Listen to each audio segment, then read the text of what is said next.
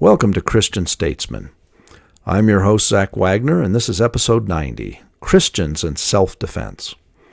One of the side effects of instability, as we have outlined in the last few episodes, is civil unrest and violence. If the developments last summer in places like Minneapolis, Portland, St. Louis, or Kenosha did not serve up enough of a warning, the spread of inevitable coming events this summer may be even more egregious. As God-fearing folks, we are often divided on the principles of self-defense in such situations. While we are devoted to loving our neighbor and helping them hear and embrace the Word of God, what is our obligation if a time comes when our neighbor turns on us and seeks our bitter persecution, harm, or even death? This requires a delicate balance of principle. On the one hand, we have the edict, "Thou shalt not kill," as given in the commandments. On the other, we have a moral obligation to defend ourselves, our family, and our property if it is infringed upon violently by others. It is reasonable that no Christian could simply stand idly by while violence is executed upon another. It would seem the duty of all peoples, whether of faith or not, to defend the innocent and preserve peace and order, however and whenever necessary. Many Christians believe God would never let harm come to them, or that God would preserve them without effort on their part in time of emergency. I believe the answer comes from a quote a friend forwarded to me just this week. It comes from the Mormon pioneer Brigham Young, a pragmatic man who is regarded as one of the prominent figures of the 19th century, a man who built up a significant part of the western United States in pursuit of his faith. It is interesting, as I sought historical context for the quote, that it was made in a time when his people had undergone severe persecution, been driven from Missouri and Illinois, and had to flee to the Intermountain West.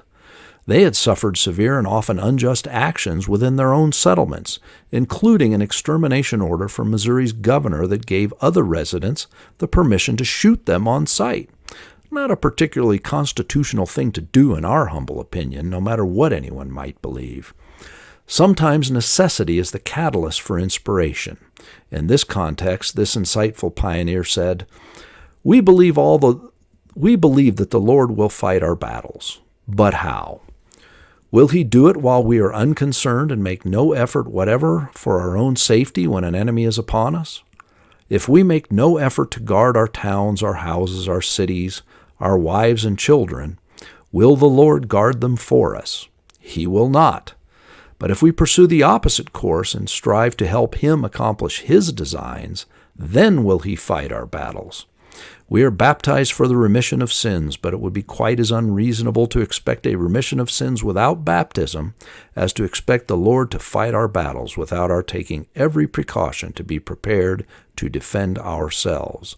The Lord requires us to be quite as willing to fight our own battles as to have Him fight them for us. If we are not ready for an enemy when he comes upon us, we have not lived up to the requirements of Him who guides us or who dictates the affairs of His kingdom. This is a sound blueprint for all people of faith in the realm of self-defense. It forms a viable blueprint for our thought processes when it comes to our attitude and approach to others. It involves three principles or ideals, each of which is vital to taking a godly stance towards our fellow men. The first is obviously preparation. We must each prepare ourselves to defend our lives and our families if we are to expect God to aid us in giving inspiration and help in a time of need.